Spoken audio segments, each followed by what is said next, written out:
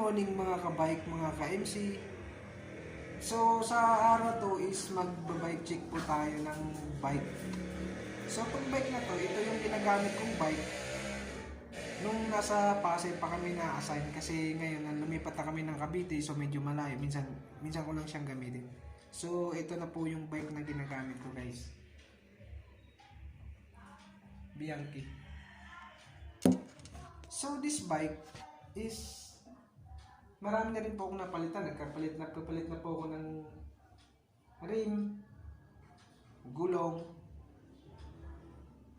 Basta marami na po akong napalitan sa kanya. So ngayon, guys, bala ko po sa bike na to is ipaparepaint ko po siya. So sa katagalan ng bike na to, marami na po siyang mga gas-gas. Guys, nakikita niyo yung gas-gas. Then, isa sa pinaka problema ko is yung seat post. So guys, ito po yung seat post niya, guys. Nahirapan po akong mag-adjust, magpataas sa kanya, magbaba, kasi tumigas po yung seat post ko na ito. So kaya nagasgas po yan. Ginamitan ko po ng, pinersa ko po siya. Ginamitan ko po siya ng Yabitubo para lang po matanggal. So wala po talaga, hindi po siya matanggal. So ngayon, guys, kung may alam kayo or anong dapat kong gawin sa bike na yan, so mag-comment lang kayo sa ibaba. At then babasahin natin para makakuha din po ako ng exact idea sa inyo. So guys, wala po kaming ride ngayon. Although yung isa kong kasama nag-ride, hindi po ako sumama dahil sa katandaan na po ng bike na to is marami na po siyang mga sira. May alog po yung kanyang hubs sa loob. May hubs niya, may alog. Papalitan ko yun. So ang bala ko po sana is mag-upgrade po ako ng wheel set. So ngayon nag-iipon pa ako ng budget pang wheel set, pambili ng wheel set para palitan ko siya. So ang bala ko po sa bike na to, i-road bike ko siya bago ako bumili ng rim set, wheel set. I-road bike ko po siya, yun po yung bala ko. Then mas maganda kasi naka-road bike. So siguro maninibago, first time ko lang mag-road bike. So guys, sana guys maging maayos tong project natin.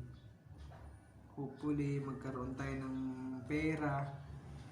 Although hindi naman lahat babaguhin ko sa bike na yan.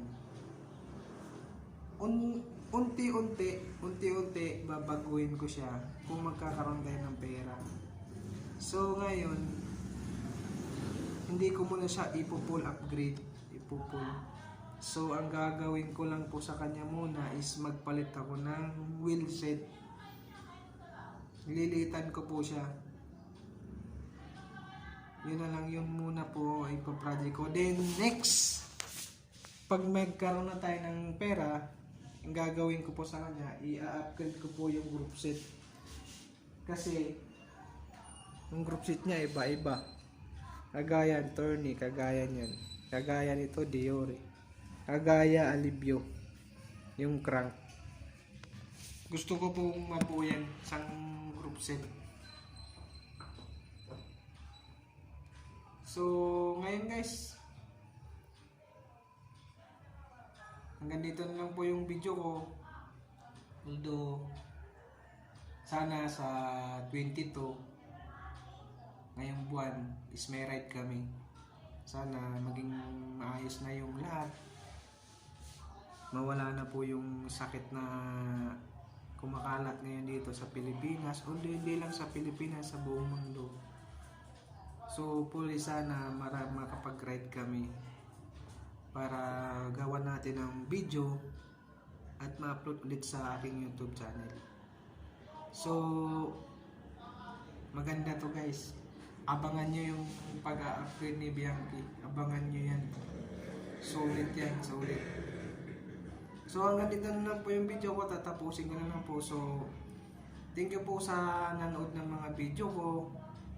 Kahit first timer, medyo wala pang audio. So ito, sana sa second kong video meron nang dumami na yung subscriber natin, mag-views. So guys, salamat sa panonood.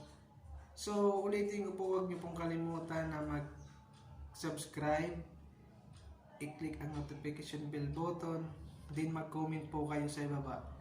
So para maging updated po kayo sa mga next po nating gagawing video. So hanggang dito na po yung video, tatapusin ko na lang po itong video na to. So ingat-ingat kung nagbabay kayo ngayon, ride and safe. So maging safe po tayo sa panahon ngayon. So hanggang dito na lang po. So bye bye.